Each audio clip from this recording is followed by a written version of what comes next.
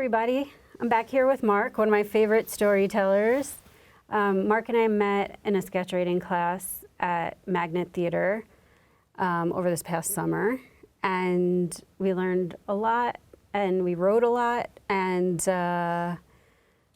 we also wrote a lot of stuff that I think the two of us tended to write things that weren't necessarily sketches, but were like pre-plays or something. So it was fun to find another person who didn't quite stick to the script. Right. Right. Though I guess I'd advise that if you're taking a class, you might as well learn what they're teaching. But there's something in my brain that couldn't compute how to write a sketch. So yeah, I don't know. Mark, you've come on a long journey to join us today. Tell us about it, please. Well, we had to load up the camels first. And actually, I came from Long Island, but I'm bored with that. So I figured, what the heck, I'll throw. It's near Christmas time. Camels seem appropriate. Yeah. So what the heck? It's hard for them in weather like this. They're not used to this, so Right. you probably had to put a lot of blankets on them. Right. Right? And when you're one of the Magi, it really, and you're Jewish, it really is difficulty. But I'm bringing myrrh. What the hell is myrrh? I was so excited when Mark showed up and brought me myrrh. I was like, what a gift. What a treasure. Yes. It was so nice. It smells nice. It does. I actually just smelled I was in a health food store and I walked by the incense and I was like, what do frankincense and myrrh smell like? So I smelled them. I think I liked myrrh a little better than frankincense. Yeah, I still think it's sort of a lousy gift. I mean, you go to someone's birthday, the 50th birthday, I brought you frankincense and myrrh. But I think it's... Who do you think I am? I think it's contextual. Like, I feel like back then, that would have been super exciting. Now, maybe a little less. Yeah. You know. I mean, they didn't have refrigerations, maybe preserved food. Exactly. It was probably hard to bathe. Like, hygiene was probably an issue a little bit. So I feel like having things that smelled good were probably really treasured. And bathing in the Jordan has also the religious complications. Religious complications. You want to get your feet clean and you end up you're baptized. It's tough. No plumbing, also. Yeah, you have to, bathe upstream, not downstream. Exactly. Always have to bring a bucket or something, or camels to help you bring all the water home. Right. I mean, it's really tough. So, I feel like, I think back then I would have enjoyed the nice smelling things quite a lot. I mean, they had to be a lot smarter than we. I mean, we push buttons. They had to build the house they lived in. Exactly. They had to tame the burro or the horse or the camel they rode on. Yeah, I mean, now I feel like even exercising was not a thing you go get a gym membership. You're just maneuvering in day-to-day life to survive. You're exercising. Yeah, it's like you're planting a field and the horse is sick and you had to pull the plow. Yep. I mean, this is your daily bread, literally. Now, someone will probably have you pay to do a special exercise, which consists of pulling a plow. Yeah, it's true. One of my favorite summer activities is going to pick your own farms, actually. I love picking produce, and I pay for it.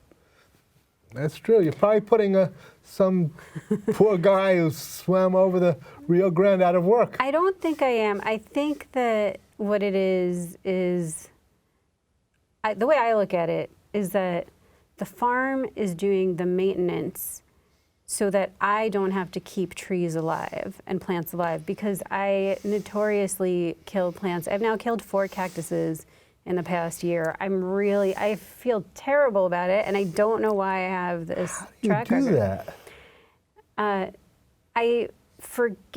I'm not sure, but I think it's water because... them with ink? No, I forget. I don't understand what's a good spot to leave them in, so I think I leave them by windows, which I think is really nice in the summer, but in the winter, then they get too hot and cold because there's always a radiator nearby. And I think that the severity of temperature changes is not a good fit for them. So one of these days I plan on improving with that. But in the meantime, I can go to a pick your own farm where they do the work of keeping the plants alive till they bear fruit, and then I can pick them. I think it's good. I went to it's pick your own bread. It was a wheat field. Oh. You had to harvest your own wheat. Wait, is this real? No. Okay. I was like, where can I go? I'm ready. Because I love baking also. It's been a while since I baked, but I used to bake a lot, and I would love to see the whole process start to finish. Let me know when you open up that wheat field. I'm there. Okay? Okay. We have a date. All right. Until then, Mark's going to tell us a story. So, first word, please. Wheat. W-H-E-A-T. Gluten. G-L-U-T-E-N. All right, pick a triangle. All right, there it is. This one, okay. All right. This one. All right. Fairy tale. A fairy tale. I love a fairy tale. All right, fairy tale with wheat and gluten. We're gonna adjust the cameras, and then Mark is going to take us into some magical realm. Just praying to the story gods. It'll happen.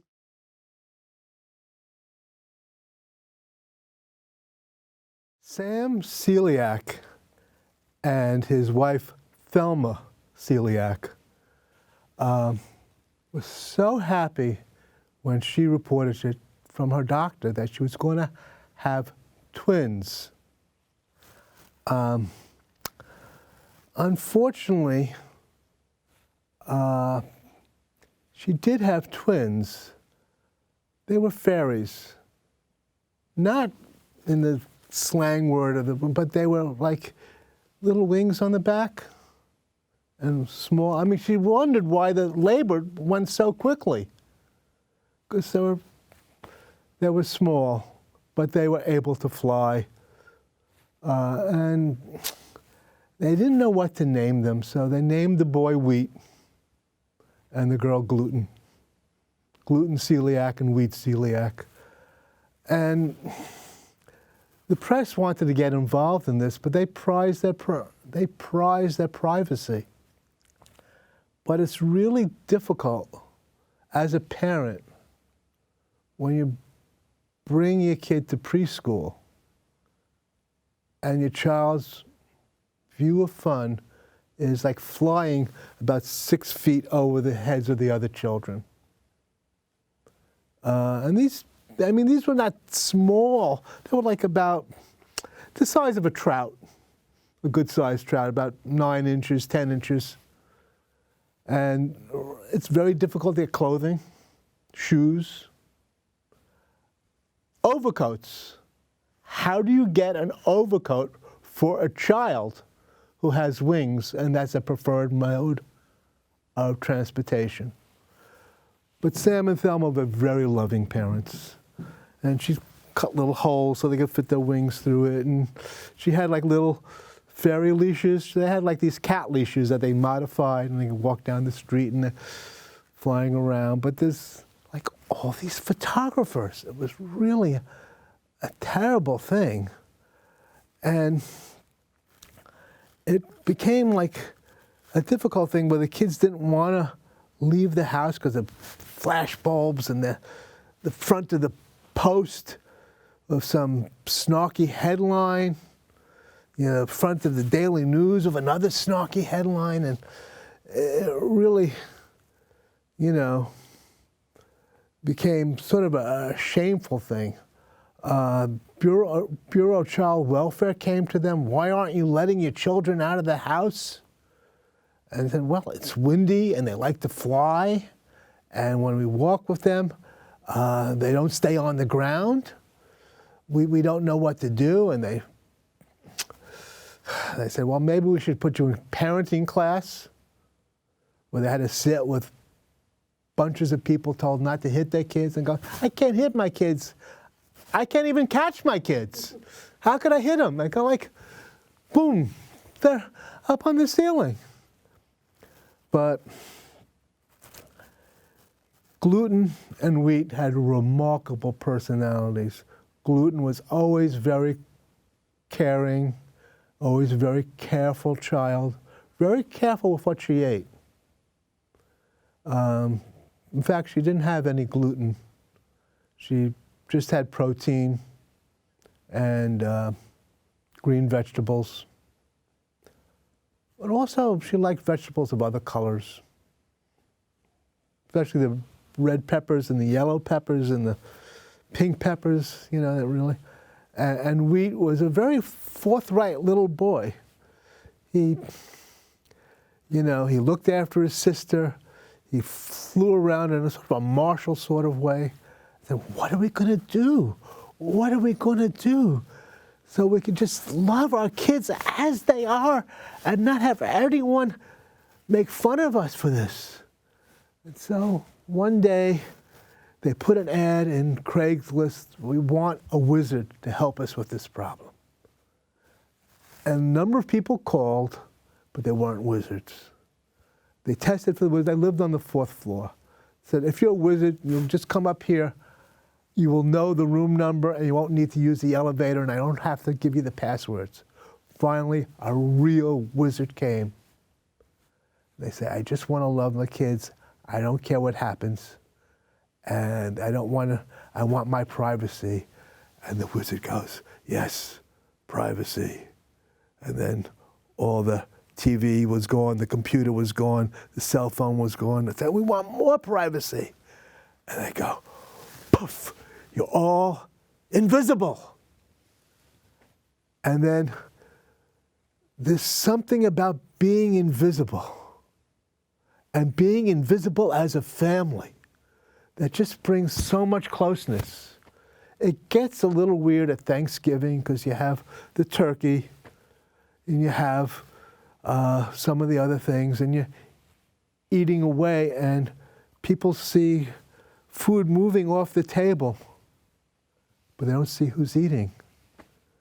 And the moral is sort of as a fat person who's told not to eat what I like eating, which is Ben and Jerry's, invisibility is a good thing.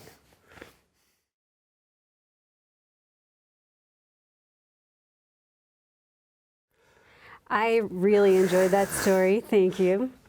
As our audience knows, fairy tales are basically my favorite type of story. I like magic. I like hearing the way different people conceive of magic. So that was fun. Thank you. I enjoyed it. I do have a question about genealogy. Like, how does a human give life to a fairy? I think there's more exchanging of DNA than the usual traditional methods. All right. We're going to leave it at that for tonight. Follow up another time, perhaps. Okay. Maybe for the 11 o'clock show. Yeah, this is family hour, y'all. Okay. Mark's now going to help me figure out what kind of story I'm going to tell, and I am going to come up with some amazing words right now. All right. Here. All right. I don't know what the amazing words will be, but tiger. Tiger. Water.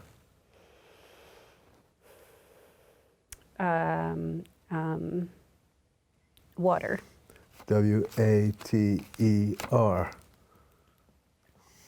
Alrighty. I'm a little concerned I'm going to pick something I picked recently. I just don't recall, so I'm going to go with this one. Okay. Come on, you. Personal story, nonfiction. Man, I was trying to, I was hoping for a fiction, but all right, I'm going to think it through. Okay. Okay.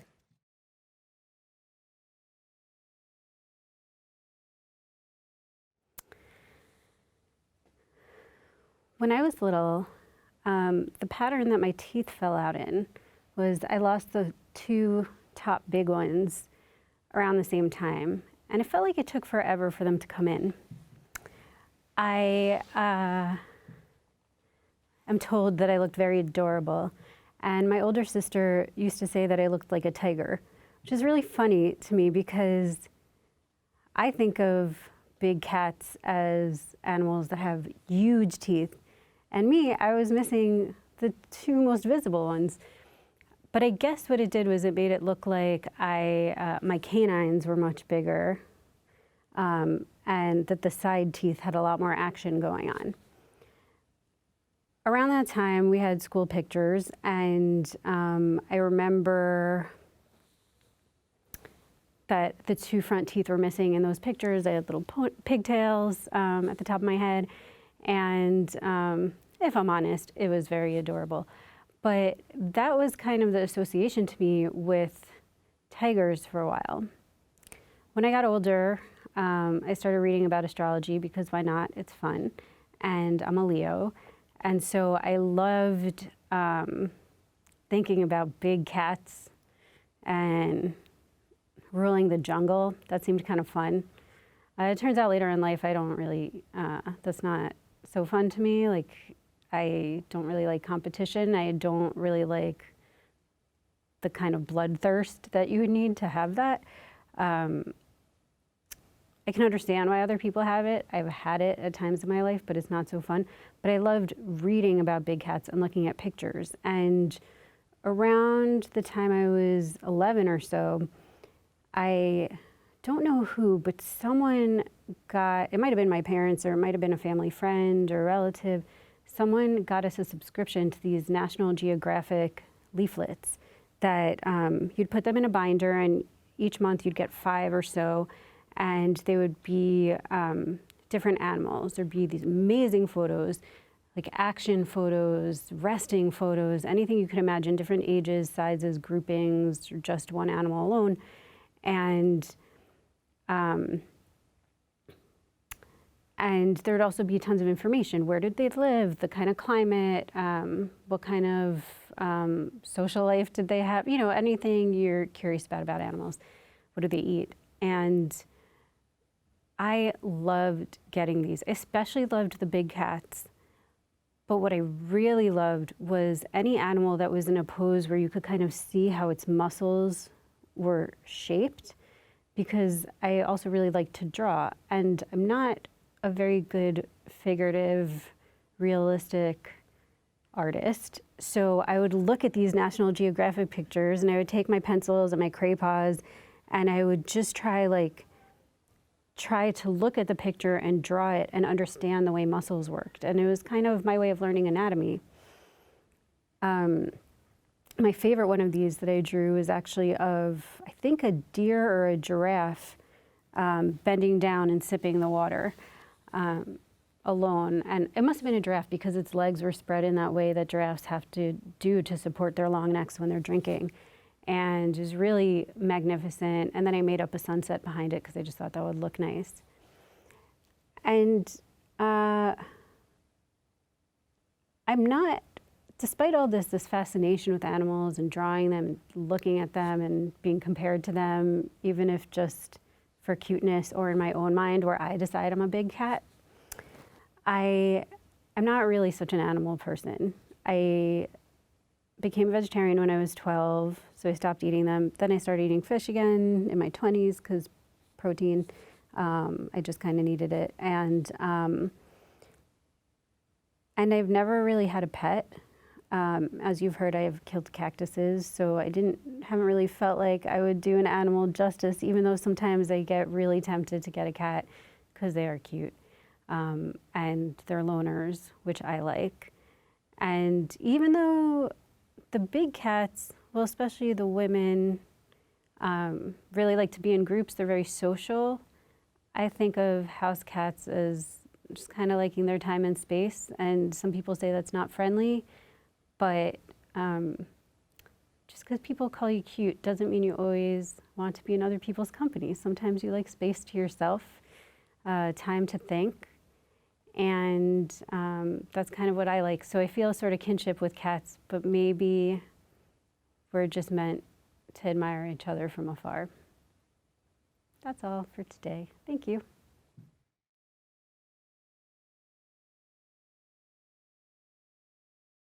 Thanks for listening to us today. We had some stories from real life, some stories from our imaginations. I'm not so sure that our imaginations aren't real life sometimes. I don't know. Sometimes my imagination seems more vivid than my reality. I don't know about you. Sometimes it's a little dicey. It's a little hard to tell. Yeah, and I feel like that's not, I don't recommend that approach to life. I'm not saying it's the healthiest, but it is fun sometimes. It's not good when trying to balance your checkbook. Right, or if you're a lawyer. Yeah, And, yeah. Right, like that's not when you want to do it. But just talking. Yeah, I mean, when you start quoting the law of Aragon or... Yeah, I feel like, especially if you're like Supreme Court level, they're not looking for that. Like, No. that's not going to help you win your case. But that's why we are here today in a TV studio where we can make stuff up. So thanks so much, Mark, for being a guest today. Pleasure. It's been really fun to have you, and look forward to having you back sometime. I'm looking forward. Great. Take care, everyone.